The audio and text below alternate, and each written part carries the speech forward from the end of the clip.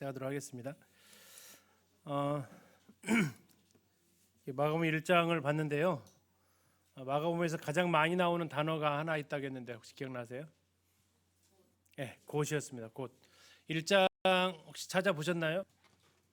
1장이 몇 번 나왔게요? 곧이? 11번 나왔습니다. 11번. 1장에서만 11번이 나오는데 마가복음에 총 42번 나오거든요. 11번 한번 찾아보실래요? 1장 3절에 있습니다.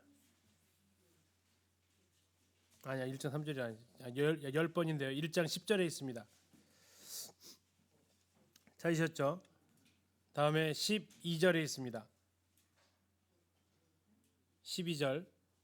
다음에 18절, 20절, 21절, 28절, 29절, 30절, 42절, 43절. 총 10번에 걸쳐서 이 곧이라는 단어가 이렇게 계속해서 나오고 있어요. 마가복음 또 읽어보면 느끼셨겠지만 이 마가복음이 굉장히 시간상 흐름이 이렇게 막 빨리빨리 흘러가고 있다라는 것을 볼 수 있습니다. 이게 이제 마가복음만의 특징이고요.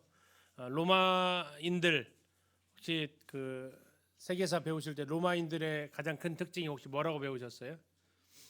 실용주의다라고 이렇게 이야기를 보통 얘기를 하죠.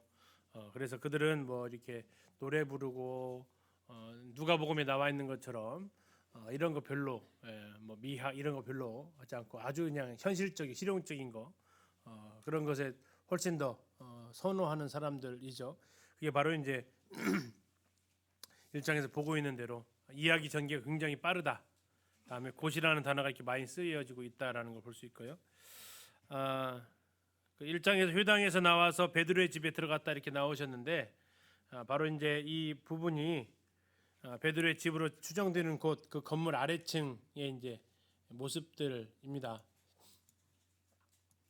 여기가 왜 베드로의 집으로 보게 되었느냐라고 했을 때 여기에서 이제 다수의 십자가가 이렇게 발견이 되면서 교회터로 쓰여졌을 것이다라고 이렇게 추정을 하게 되고요.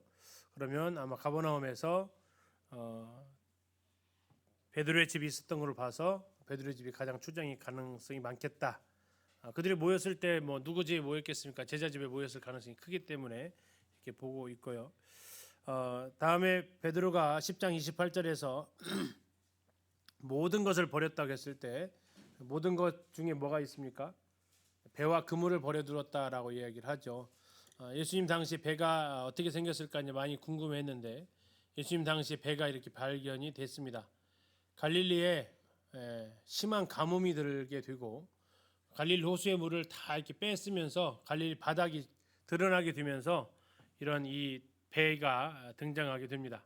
근데 워낙 오래된 배라서 다 꺼내면 으스러질 것 같아서 막 폼으로 싸고 해가지고 겨우 해서 이렇게 그때 원형을 이렇게 복원을 해 놓은 거죠. 이렇게 보시면 이게 한 2000년 정도 된 배로 이렇게 추정하고 있고 이 모형을 본떠 가지고 복원시켰습니다. 그래서 이게 예수님 당시의 배로 이렇게 보여지고 있습니다. 몇 명이나 탈 것 같으세요? 몇 명이나 탈 것 같으세요? 만약 그물 내리면 사람 많이 못 타겠죠. 그런 이제 사람이 타고 다니면 한 7, 8명 정도 타지 않을까 싶습니다. 그래서 이렇게 이제 배가 생겼다라는 걸 볼 수 있고요. 이렇게 앞뒤로 놓아질 수 있도록 아까 그 배를 지금 복원해 놓은 부분이 이제 여기 해당이 되겠습니다. 2장으로 들어가서 보시겠습니다. 2장에는 그 유명한 중풍병자 사건이 나오고 있습니다. 자, 예수님이 아까 1장에서 사람들이 많이 주를 찾나이다 37절에 해서 그 가버나움으로 안 들어가셨다고 했죠. 다른 마을로 가셨습니다. 전도하기 위해서. 그러다 나병 환자 만났고 2장 1절은 그래서 이렇게 시작합니다. 한 며칠 후에 수일 후가 이제 며칠인지 모르겠지만 시간이 좀 꽤 지났다라는 것을 볼 수 있죠. 예수께서 다시 가버나움에 가셨습니다. 그리고 예수님의 집에 계시다는 소문이 들렸고요. 소문이 들렸으니까 사람들이 어떻게 하겠어요? 다시 모여들기 시작을 하는 거죠.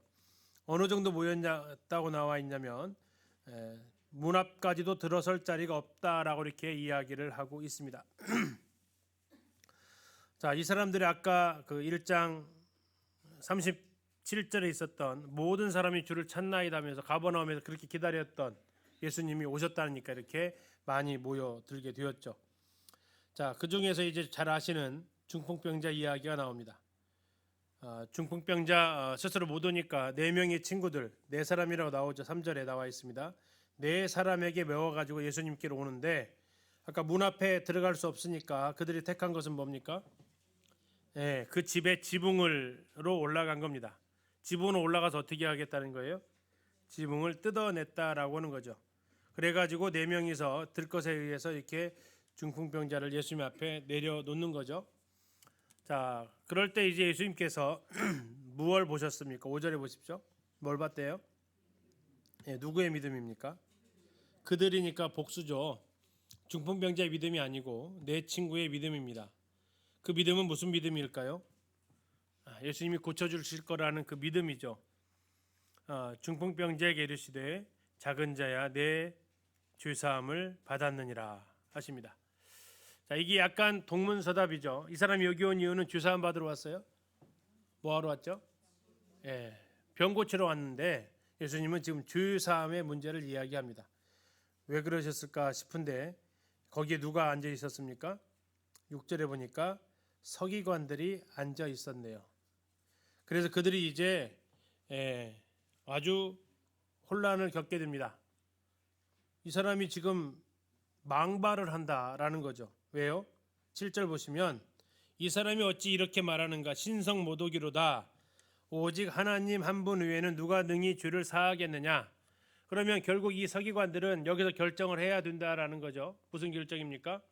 신성 모독으로 고발을 할 건지 아니면요 하나님으로 인정할 건지.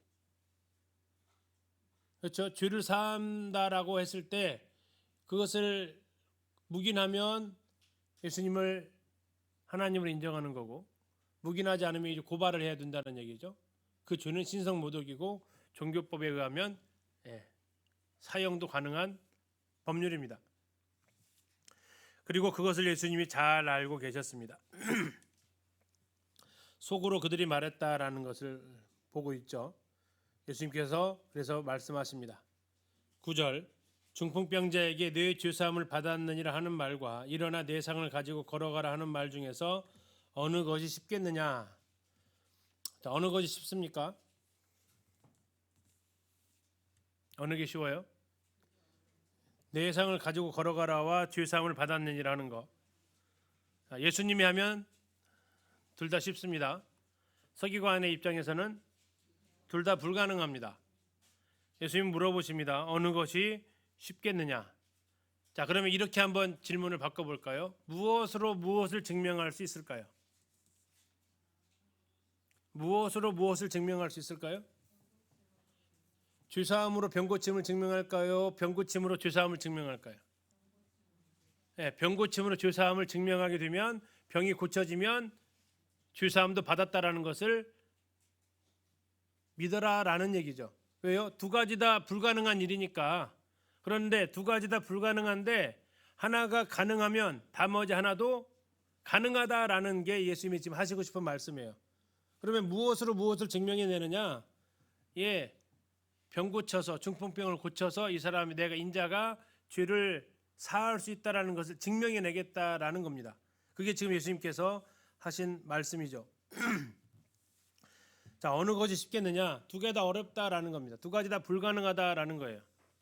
두 가지 다 하나님만이 하실 수 있다라는 겁니다. 서기관 너희들 생각 그대로 죄를 사하는 것 하나님만이 하실 수 있다면 내가 이제 이 병을 고침으로써 내가 하나님인 것을 보여주겠다라는 거지 예수님께서 하신 말씀인 거죠.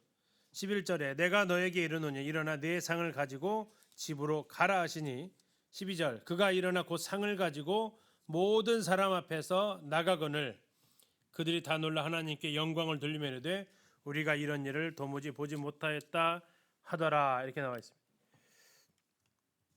자, 뭐라고 해야 정확한 표현이 여기서 되어야 됩니까? 예수님이 하나님이다라고 말했어야 서기관들은 양심적인 사람이 되는 거죠. 하나님 외에는 죄를 사할 수 없다고 그들은 생각하고 있었고, 그런데 그 죄사함이 어떻게 증명되느냐?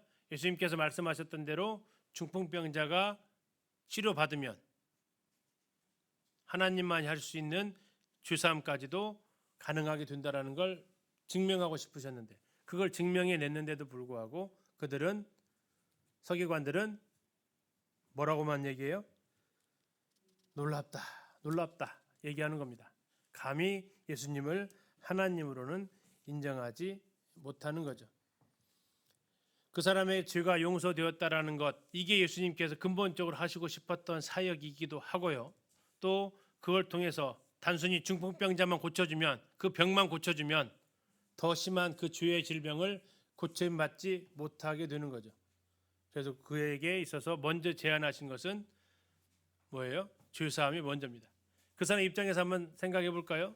병부터 고쳐졌다고 생각 한번 해보세요. 병이 나아버렸네요. 그 다음에 메시지가 들어갈까요? 안 들어가죠. 이제 온전히 내 이 병 고쳐진 것만 꽂혀가지고 뭐 믿겨지지 않는 일들 일어나게 되죠.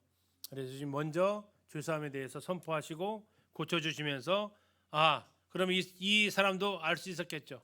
내 병이 고쳐졌다면 내 죄도 용서받았다라는 걸 그가 알게 되게 되면서 이 사람에게도 좋고요. 또 이 자리에 있었던 서기관들과 사람들에게도 예수님은 하나님이시다라는 것을 증명해내는 것이 되죠. 근데 여기서 이제 이거보다 더 우리를 당황스럽게 만드는 것은 어떻게 지붕을 뜯을 수 있냐라는 그 문제죠. 우리 식으로 말하면 불가능한 부분이니까요. 그래서 이스라엘에 가서 보면 그때 당시에 이게 집의 구조인 것을 볼 수 있습니다. 이렇게 이 나무가 가로로 되어져 이렇게 있고요. 그리고 그 위에를 무슨 나무로 이렇게 위에를 씌워요? 대추야자 같은 것으로 씌우는 겁니다. 옆에는 무화과 나무 같은 것으로 이렇게 틀을 잡고요. 자, 이것이 이제 그 안에서 본 모습이고요. 안에는 그러니까 누워 있으면 뭐가 다 보이는 거예요? 이게 다 재료가 다 보이는 겁니다. 그럼 밖에서 본 모습을 보면 이렇습니다. 지금 아까 그 안에서 본 모습이 이게 지금 밖에서 본 모습이에요. 자, 지금 다 뭘로 되어 있습니까? 흙으로 그 위를 덮은 겁니다. 그리고 여기 아까 지금 그 나무 보이셨던 나무가 지금 이렇게 테두리에 나와 있잖아요. 이렇게. 그래서 그 위를 나온 거고요. 그래서 여기를 뭐 하면 돼요? 이걸 뜯어내는 거죠. 이걸 뜯어내면 어떻게 되냐면 이렇게 됩니다.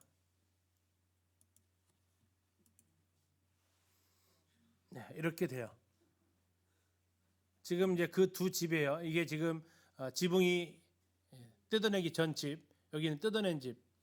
여기가 지금 나사렛 가면 나사렛 빌리지라는 곳이 있는데요. 여기에 이제 그것을 당시의 것을 이해할 수 있도록 지금 해준 장면이죠. 우리 모임의 형제님들이 운영하고 계시는 곳입니다. 아무튼 이렇게 해서 지금 이제 이렇게 지붕이 뜯어가지고 이렇게 내려 놓은 거죠. 이 사이로 사람을 들여 놓은 것을 볼 수 있습니다. 그러면 그 밑에 있는 사람들은 이게 지붕 뜯을 때 무슨 상황이 벌어졌을까요?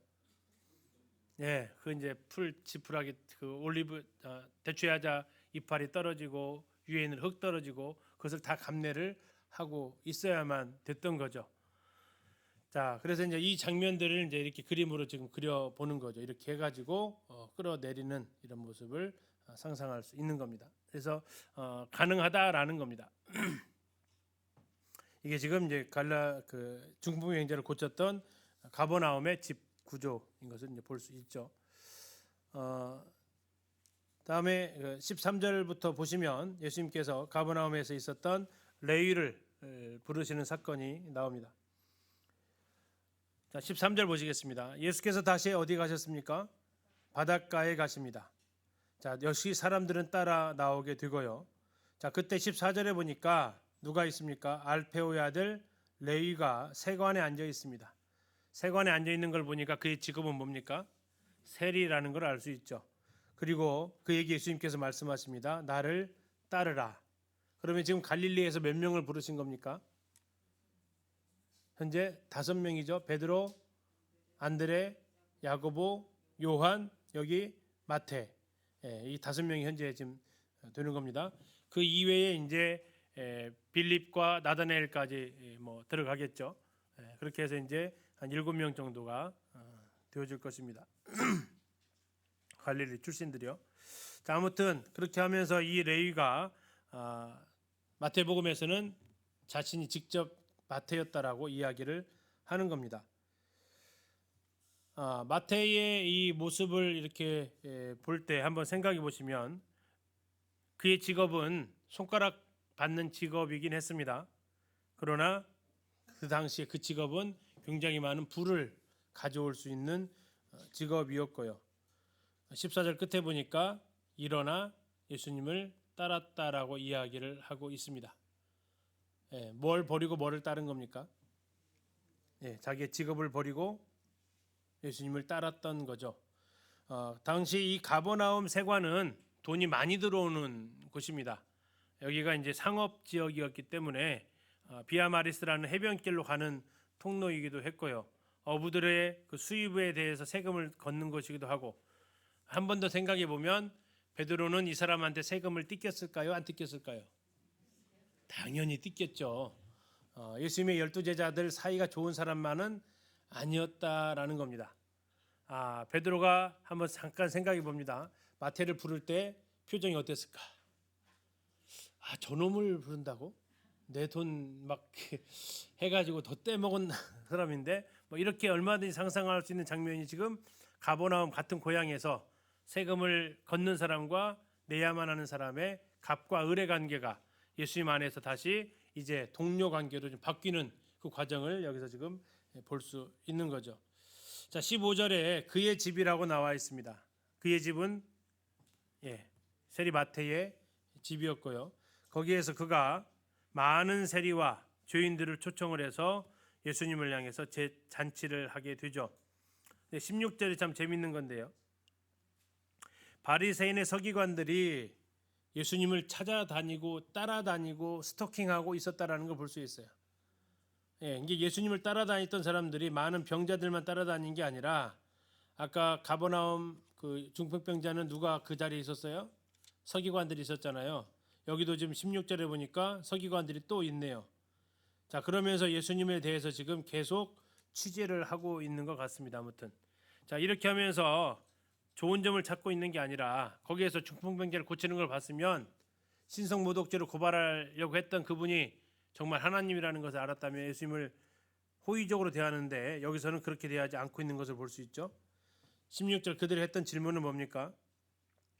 어찌하여 너희 선생님은 세리와 죄인들과 함께 먹는가? 라는 것이 그들의 큰 불만이었습니다. 자, 그때 예수님께서 이제 하셨던 유명한 말씀이 있습니다. 17절입니다. 예수께서 들으시고 그들에게 이르시되 건강한 자에게는 의사가 쓸데없고 병든 자에게라야 쓸데있느니라. 나는 의인을 부르러 온 것이 아니요 죄인을 부르러 왔노라 하시니라. 자, 여기 그럼 의인은 누굴까요? 자칭 의인이다라고 하는 여기 있는 서기관들, 바리새인들을 이야기하고 있겠죠. 죄인은요, 세리와 그 죄인들. 다시 말하면 이들은, 바리새인 서기관들은 의인이 아닌데 자칭 의인이고, 여기 세리와 죄인들은 자칭 죄인입니다. 자칭 죄인, 자칭 의인들이에요. 뭐 이 세리와 죄인들은 공식 죄인입니다. 여기 있는 서기관과 바리새인들은 공식 죄인은 아니에요. 자기들을 그냥 자칭 의인이에요. 예수님 보기에는 죄인이고, 그런데 자기를 죄인이라고 생각하지 않으니까 예수님은 그들에게 있어 예수님은 필요 없는 분이고, 이들은 공식 죄인이니까 예수님이 절대적으로 필요했던 사람이고, 그래서 예수님이 누구를 위해서 오셨다고요? 죄인을 위해서 오셨다라는 겁니다.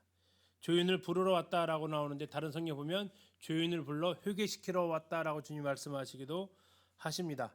그래서 예수님께서 이제 이 마태를 부르시는 장면이 17절까지 나오고요.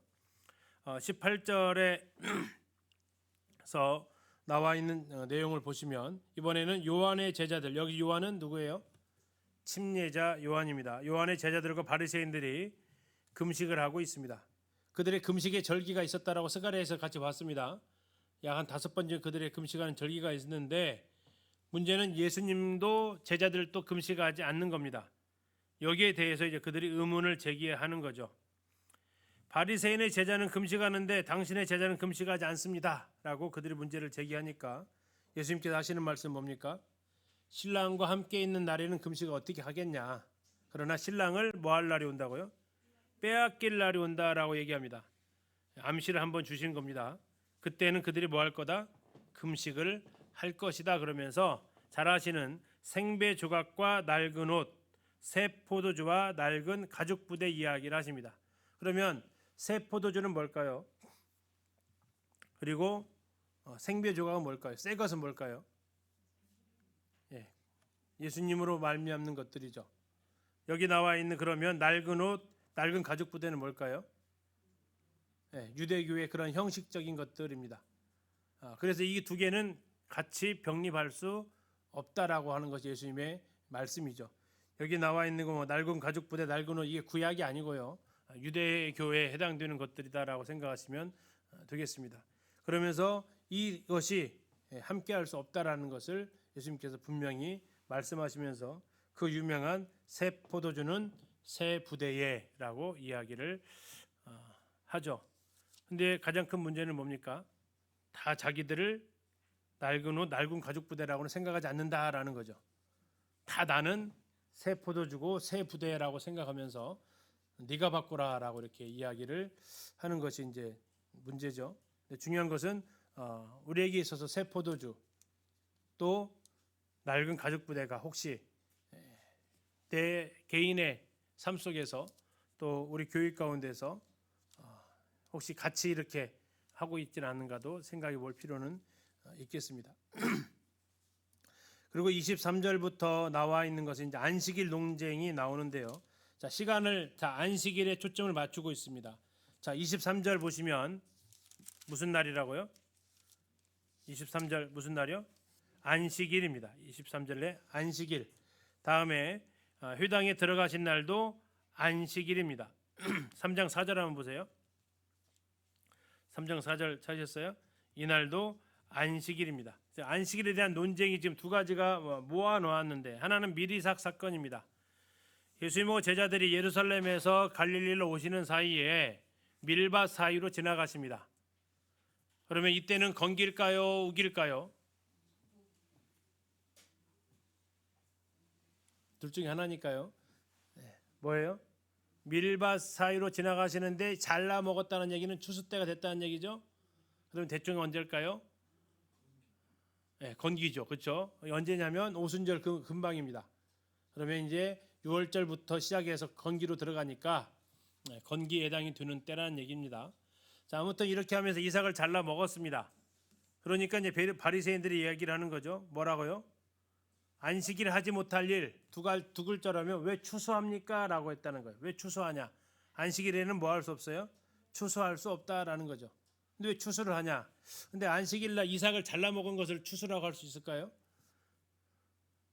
낯을 대지 않고 했는데 그들은 엄격하게 지키면서 전에 말씀드렸던 것처럼 율법의 율법, 율법의 울타리를 대면서 이렇게 하면서 이제 이삭 잘라 먹은 것을 추수했다라고 이야기하면서 말씀하시죠.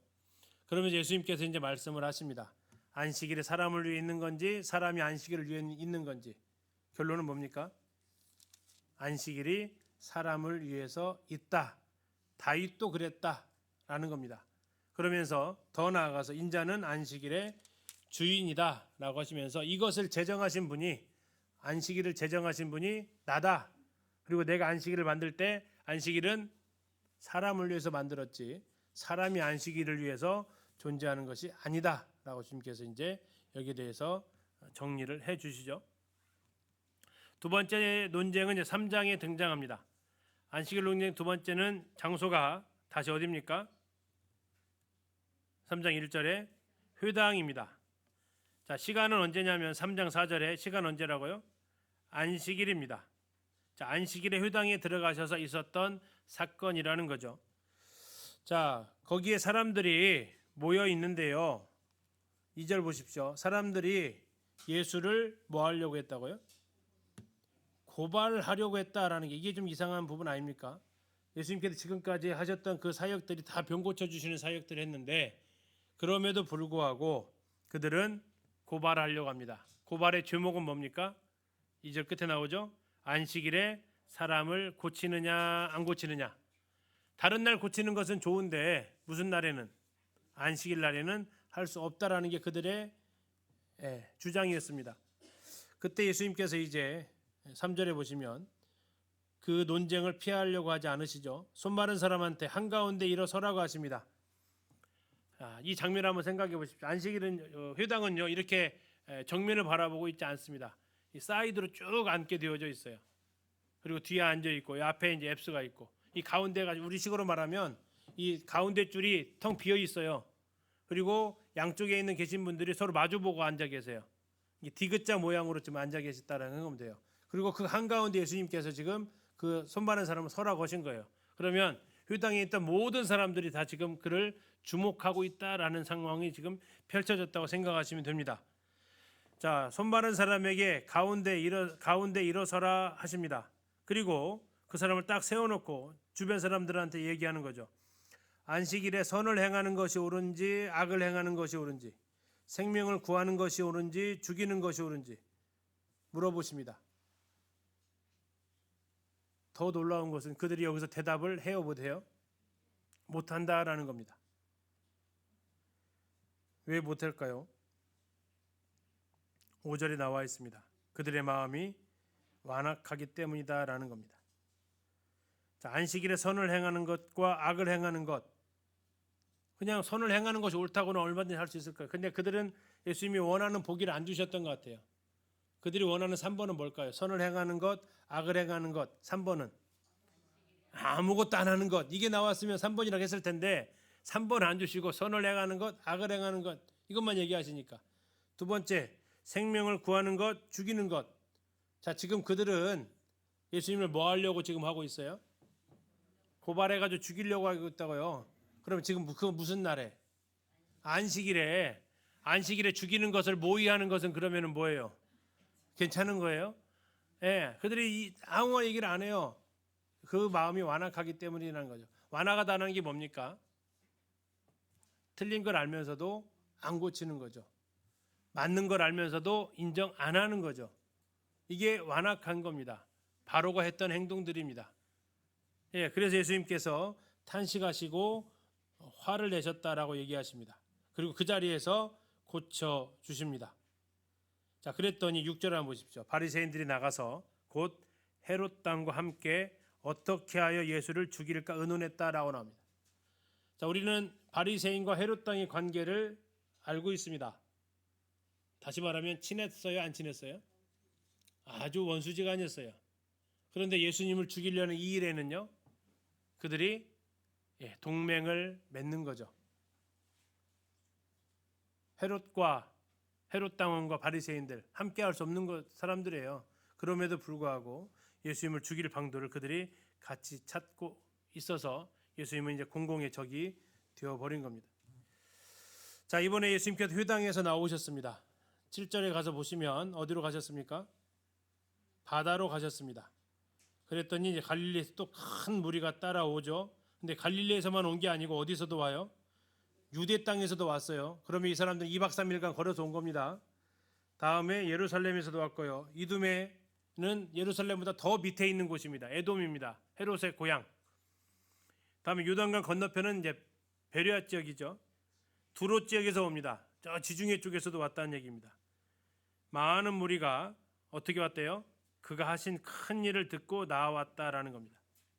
그래가지고 예수님이 이제 사람들한테 계속 밀려오니까 배를 준비하기 위해서 배에 타시게 되고요. 그래서 예수님께서 그 배에서 이제 사람들에게 가르치시는데 11절 보시겠습니다. 또 누가 나와요? 더러운 귀신들 나옵니다. 더러운 귀신들도 어느 때든지 예수를 보면 그 앞에 엎드려 부르짖어 이르되 당신은 하나님의 아들이니다 하니 예수께서 자기를 나타내지 말라고 많이 경고하셨다. 왜 이렇게 하셨을까요? 왜 나타내지 말라고 하셨을까요? 아직 하나님의 때가 되지 않았다라는 겁니다. 그리고 나서 13절에 나오는 것이 뭐 하셨다고요? 12제자를 택하시는 장면이 나옵니다. 그러니까 마태복음 마가음 1장에서 베드로 야고보 불렀다고 그게 12제자 택하시는 장면이 아니고요. 약 1년간은 예루살렘과 갈릴리 오가면서 그냥 그때그때마다 부르시고 가시고 하는 장면이 있었지. 지금 13절에 가서야만 이제 드디어 흔히 말하는 완전체가 꾸려진 겁니다. 예수님과 12제자가. 자, 13절 보시면 또 산에 올라가셨습니다. 자, 이 산은 아마도 팔복산일 것으로 보여지고요. 자, 누구를 부르셨는지 잘 보셔야 됩니다. 누구를 부르십니까? 자기가 원하는 자들. 자기가 누구예요? 예수님이죠. 예수님께서 원하시는 자들을 부르십니다. 이게 제자가 된다라는 건 어쩌면 내가 하고 싶어서 하는 일은 아닐 수 있죠. 주님이 부르시고 싶은 자들을 부르시는 권한이 있다라는 겁니다. 그래서 그들은 나아왔고요. 14절에 12를 세우셨습니다. 자, 12를 세운 목적이 세 가지가 나옵니다. 첫 번째는 뭡니까? 함께 있게 하신다라는 겁니다. 두 번째는요, 전도하겠다라는 거죠. 세 번째는요, 귀신을 내쫓는 권능을 가지게 하려는 것이다라고 얘기합니다. 이게 우리가 기억해야 될 사역의 원리다라고 볼 수 있겠습니다. 제자의 삶의 원리. 제일 먼저는 뭐가 필요해요? 주님과 함께하는 것이 필요합니다. 왜요? 그래야 주님의 뜻을 알잖아요. 지금 예수님이 원하는 자들을 부르셨다는 거잖아요. 그러면 그들은 가서 무슨 일을 해야 돼요? 예수님이 원하시는 일을 해야 돼요. 예수님이 원하시는 일을 하려면 뭘 해야 돼요? 예수님과 함께 있어 봐야 되잖아요. 대화를 해봐야 되잖아요. 소통을 해야 된단 말이에요. 이게 안 되면요, 나가서 뭐 해요? 자기 원하는 걸 할 거예요. 자기가 하고 싶은 걸 한다고요. 저 나병 환자처럼. 그들은 주님이 원하셔서 부르셨고 주님이 원하시는 일을 해야 돼요. 그래서 주님과 함께 먼저 있어야 된다고요. 그래서 우리 사역에 있어서 제일 많은 시간을 보내야 될 것은 주님과 함께하는 시간이다라는 겁니다. 두 번째는 뭐 해야 된다고요? 전도한다라는 겁니다. 전도한다라는 것은 하나님의 말씀을 전한다라는 거죠. 이게 두 번째 우리가 해야 될 사역이다라는 겁니다. 왜 전도를 해야 될까요? 앞에서 우리가 마가음 1장에서 예수님께서 왜 오셨다고 했어요? 내가 다른 마을로 가자, 거기서도 전도하리니 내가 이를 위하여 왔노라 했어요. 예수님이 전도를 위해서 왔다면 제자들도 뭐를 위해 살아야 된다고요? 전도를 위해서 살아야 된다라는 거죠. 제자는 스승의 일을 이어가는 사람이 제자죠. 그것을 이어가지 않으면 제자가 아니잖아요. 주님이 이것 때문에 왔으니까 결국 그들도 이것 때문에 살아야 된다는 얘기죠. 그리고 마지막이 뭐예요? 바로 기적이다라는 겁니다. 권능이다라는 거예요.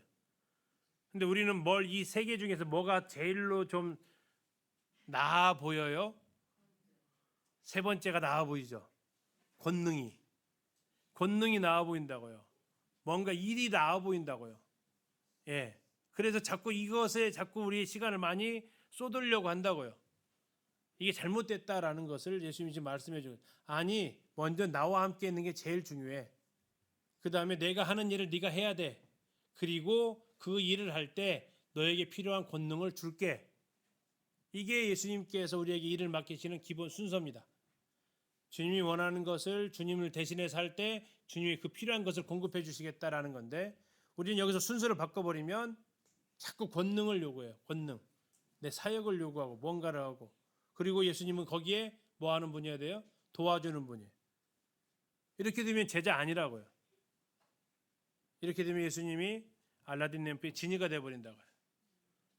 그래서 우리가 기억할 것은 이 사역의 가장 큰 원리, 먼저는 주님과 함께, 그리고 주님이 하시는 일을 대신하고, 그리고 그 필요할 때 주님으로부터 능력을 공급받는다라는 거죠.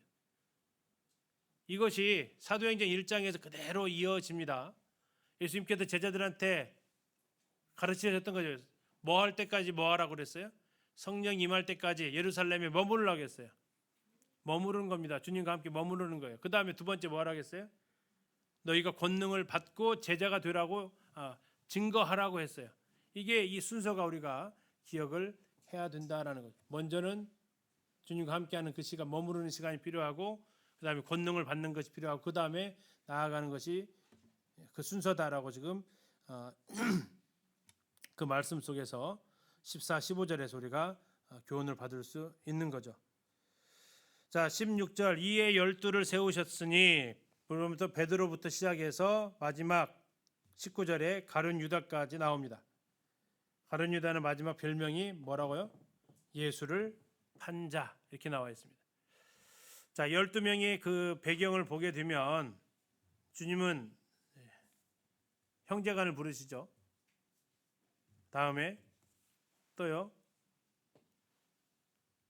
서로 다른 직업인들을 부르십니다. 아까 했던 마태하고 베드로 사람들은 평소에 갑과 을 사이였어요. 그 다음에 이보다 더 심각한 사람이 흔히 말하는 가나안인 시몬입니다. 18절 끝에 나와 있는 다른 데서는 이제 열심당 셀로시니 나오는데요. 그 칼을 품고 다니는 사람들입니다. 암살이 주 업무인 사람들, 친로마파들을 죽이는 사람들. 근데 그 안에 누가 있어요? 세리마태가 있는 거죠. 어쩌면 이 가나안인 시몬은 예수님의 제자가 되기 전에 마태를 살생부 명단에 넣었을 수 있는 사람이기도 합니다. 그런데 지금 예수님 안에서 같은 동료가 되어져 있는 거죠. 어쩌면 예수님은 끼리끼리 부르지 않습니다. 정말 하나 둘 수 없었을 것 같은 사람을 부르세요. 하나 둘 수 없을 것 같은 사람을 부르셔서 하나 되게 하시는 이 사역을 예수님께서는 하시는 것을 이렇게 볼 수 있습니다. 우리가 더 여기서 한 가지 더 생각해 볼 것은 이들의 나이가 몇 살이었을까요? 이들의 평균 나이가 얼마나 됐을까요?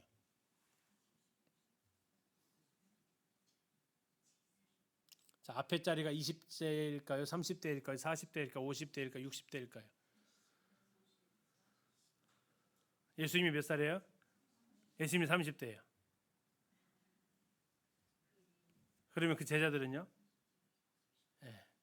그 밑에일 가능성이 훨씬 많습니다. 예수님보다 어릴 가능성이 많다고요. 그래서 어느 분은 이렇게 얘기합니다. 기독교의 시작은 청년들이었다. 청년이여 깨어나라. 주님이 제자들을 부르실 때 그들은 상당수가 삶의 그런 얽매이는 것들로부터 자유로운 사람들이었을 것이다라는 것. 물론 베드로 같은 사람도 있었습니다. 그리고 그들의 당시 평균 수명을 계산했을 때 예수님께서 죽으시고 상당수가 그 이후에 3, 40년 더 살아가는 것을 봤을 때 그들의 나이가 뭐 우리가 생각하는 40대 아저씨들 아니었습니다. 20대 많으면 30대.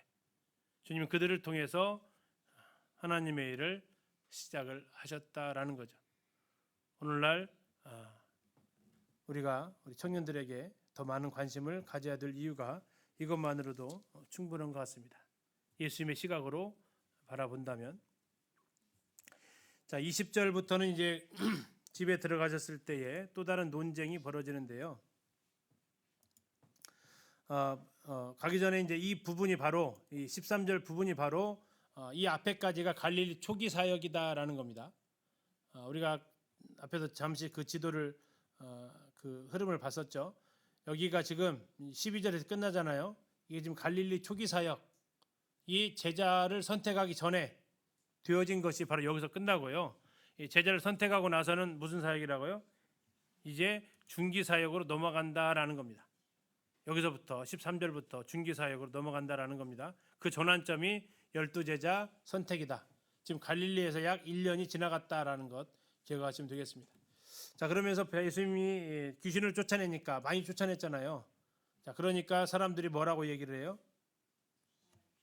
미쳤다라고 얘기합니다. 21절 보겠습니다. 예수의 친족들이 듣고 그를 붙들러 나오니 이는 그가 뭐라고요? 미쳤다 함이라 라고 얘기합니다. 미쳤다. 미쳤다. 혹시 예수님 믿는다고 미쳤다라는 소리 들어보셨어요? 너 미쳤냐? 혹시 들어보셨어요? 예, 들어보셔야 정상이죠. 예, 예수님 때문에 미쳤다라는 소리 한 번 안 듣고 어떻게 억울해서 가실래요? 제대로 미쳐야 되는 거죠. 사도 바울도 미쳤다는 소리 들었죠. 예. 그 맥도날드 형님이 쓴 주석이 이렇게 쓰여져 있었습니다. 자, 읽어드릴게요. 오늘날에도 주님의 일에 있어서 보통의 그리스도인들보다 더 열심을 내는 그리스도인을 보면 미쳤다고 생각한다. 모든 그리스도인들이 우리 주님이 그러하셨듯이 또는 바울이 그러했듯이 영적인 일에 미친다면 그것은 영광스러운 일일 것이다. 이 세상의 것만 추구하고 저 세상의 것에는 전혀 무관심한 것, 잃어버린 영혼들 사이를 끊임없이 오가면서 그들을 불쌍히 여기거나 그들의 이뤄진 상태를 생각하지 않는 것, 그들을 구원하기 위해 아무 노력도 하지 않는 것은 더 미친 짓이다. 하나님을 위하여 불타는 심령을 가진 사람은 동시대의 사람들에게 언제나 미친 것처럼 보이는 것이 사실이다. 예, 다른 사람 눈에 나는 정상으로 안 보여야 정상이다라는 거죠. 예수님이 미쳤어요. 다른 사람들이 미쳤어요. 지금 누가 미쳤어요? 예, 미친 사람이 다른 사람을 보면 미친 사람처럼 보이는 거죠. 예수님은 온전하신데 지금 이 사람들은 뭐에 미쳤냐면 이 세상의 것에 미쳤다라는 거죠. 그래서 예수님의 삶의 방식을 이해할 수 없는 거고요. 오늘날 나는 뭐에 미쳤냐라는 거죠. 미쳤다라는 표현이 좀 안 좋은 표현이기도 하지만 이 원어적인 의미에서는 상당히 좋은 표현입니다. 미쳤다라는 게 뭐예요? 그 경지에 다다랐다라는 뜻을 가지고 있습니다. 내 손이 미치지 못했다라는 것은 손이 거기에 닿지 못했다라는 뜻을 가지고 있는데요. 어느 경지에 다다른 사람을 미친 사람이에요. 거기까지 손이 딱 미친 사람. 정상이죠. 안 닿아 있는 사람이 미친 사람이죠. 근데 이것이 이제 뒤집어져서 미쳤다라는 것은 이제 사람들한테 비난의 대상이 되어졌는데요. 자, 그러면서 그들이 하는 얘기가 뭐냐면 22절입니다. 예루살렘에 내려온 서기관들은 그가 바알세불이 집이었다 하며 또 귀신의 왕을 힘입어 귀신을 쫓아낸다. 지금 귀신이 많이 쫓아냈는데 누구 힘을 모아서 했다고요? 예, 귀신의 힘을 모아서 했다. 그 귀신 대표가 바알세불인데요. 바알세불의 뜻이 뭐예요? 파리대왕입니다. 파리대왕. 예, 뭐 귀신 측에서도 별로 파리 찬번이면 나갈 것 같은 그 파리대왕. 예, 그 파리대왕의 바알세불을 힘입어서 귀신을 쫓아낸다고 지금 얘기하는 거죠. 자, 예수님이 이야기를 듣고 참 어이가 없었습니다. 23절에 반문하십니다. 야, 사탄이 어찌 사탄을 쫓아내냐라고 하시는 거죠. 그러면 사탄은 난리가 난다. 예, 사탄이 미쳤냐라는 거죠. 사탄이 미쳐서 사탄이 사탄을 쫓아내냐? 예, 이건 말이 안 되는 얘기다. 그러면서 이것은 무엇을 모독하는 죄예요? 29절 누구든지 성령을 모독하는 죄다. 왜? 성령께서 하시는 일을 지금 누가 했다라고 좀 모독을 했습니까? 바알세불 했다, 귀신이 했다라고 얘기했기 때문에 이것은 용서를 받지 못하는 죄다라고 지금 예수님께서 말씀하고 있죠. 사함 받을 수 없는 죄, 성령을 모독하는 죄에 대해서 엄히 경고하고 계십니다. 마지막 31절, 35절은 또 다른 예수님의 가족이 나와 있습니다. 자, 앞에서 우리가 방금 보셨습니다. 21절은 누가 왔어요? 예수의 친족들이 왔습니다. 그렇죠? 다음에 31절은 누가 왔어요? 이제 수준이 더 올라갔습니다. 어머니와 동생들이 왔습니다. 이제는 친척이 아니고 누구예요? 가족이 온 거예요. 가족이 왔습니다. 그러면서 왜 왔어요? 왜 왔어요? 데려가려고. 왜요? 평이 안 좋아 지금. 어떻대요? 귀신 들렸대요. 미쳤대요.